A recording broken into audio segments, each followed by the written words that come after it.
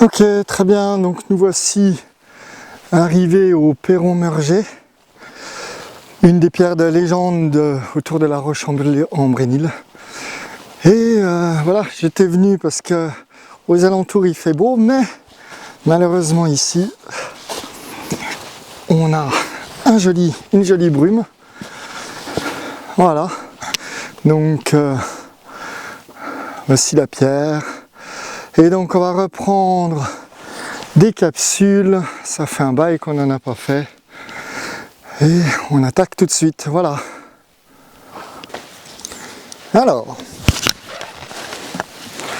continuons, ah oui, avec le coefficient directeur. Donc ça va être la partie 2, et non pas un eratatata.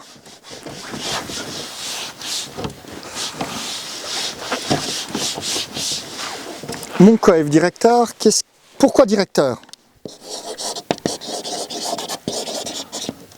Ok, pourquoi directeur? Eh bien, si on le représente géométriquement et symboliquement, c'est pas compliqué. C'est que si je prends une droite quelconque, alors je vais faire comme ça, enfin quelconque, qui m'arrange.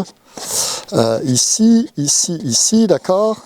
Ici, je vois que quand j'avance de 1, je monte de 1.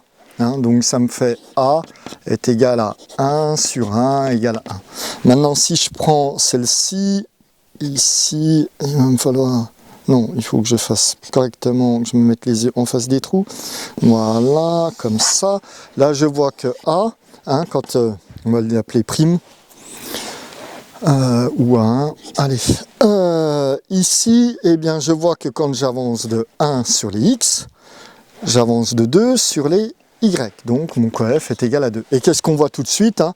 Et si j'avais ici, par exemple, si je mets à 2 ici, d'accord, et 2 et voilà, comme ça, ben, qu'est-ce que je vois? Je vois que quand j'avance de, on va faire de 2 sur les X, ok, je monte de 1, j'avance de 1 sur les Y, donc mon coefficient directeur, il vaut 1,5.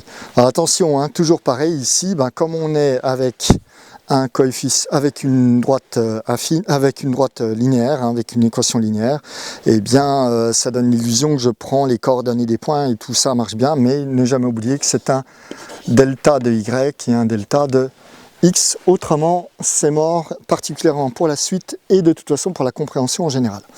Donc, voilà pourquoi on l'appelle un coefficient directeur, hein, parce que j'ai oublié de dire ce que c'était un coef, non? Non, j'ai pas oublié. Donc, coef, c'est une constante qui multiplie une variable, ok? Et directeur, parce que sur un repère, ça donne la direction.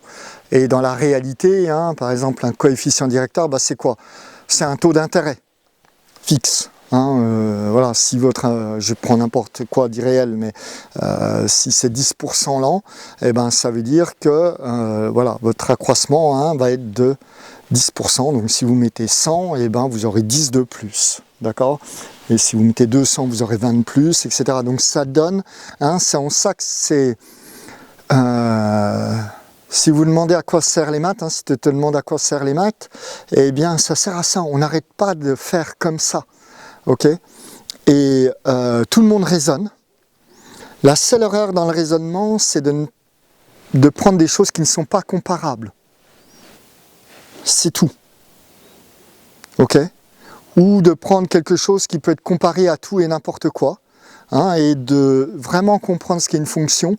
C'est-à-dire que si on est amené à comparer une différence d'un truc avec une différence d'un machin, il faut qu'il y ait un lien fonctionnel entre eux.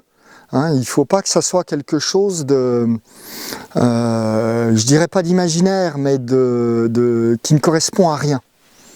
Ok, on pourrait dire imaginaire, mais on pourrait imaginer des choses qui ont quand même une réalité. Donc je ne vais pas dire ça, mais on doit conserver en tête qu'il faut un lien fonctionnel, c'est-à-dire que l'un des phénomènes influence l'autre phénomène. Autrement, ce rapport-là d'un delta Y sur un delta X, il n'a aucun sens. D'accord? Ou si vous mettez hein, des choses qui ne varient pas, ici, ça n'a pas de sens non plus. D'accord? C'est le problème, par exemple, du raisonnement quand vous admettez Dieu dans votre raisonnement. Dieu, c'est quelque chose de fixe. Ça ne varie pas. Hein, donc, vous ne pouvez pas l'utiliser dans un raisonnement. D'où la bataille entre le croyant dur comme fer, l'athéiste ou le rationaliste ou ce que vous voulez. Hein, mais le seul problème, c'est ça, c'est d'utiliser ici, hein, c'est une variation. Donc si vous mettez quelque chose de fixe ici, et là quelque chose de variable, ben, vous ne pouvez pas. Hein, fixe ou d'infini, ou de voilà, vous ne pouvez pas faire n'importe quoi avec ça. Ça, c'est une variation d'une quantité de quelque chose, et ça, c'est une variation résultante. Voilà. D'accord? Donc, ici, eh ben, c'est super chouette. On a vu ce qu'était le coefficient directeur. Et pourquoi il s'appelait coefficient, pourquoi il s'appelait directeur, et d'où il sort. Et donc, on va attaquer gentiment la dérivée dans la prochaine capsule.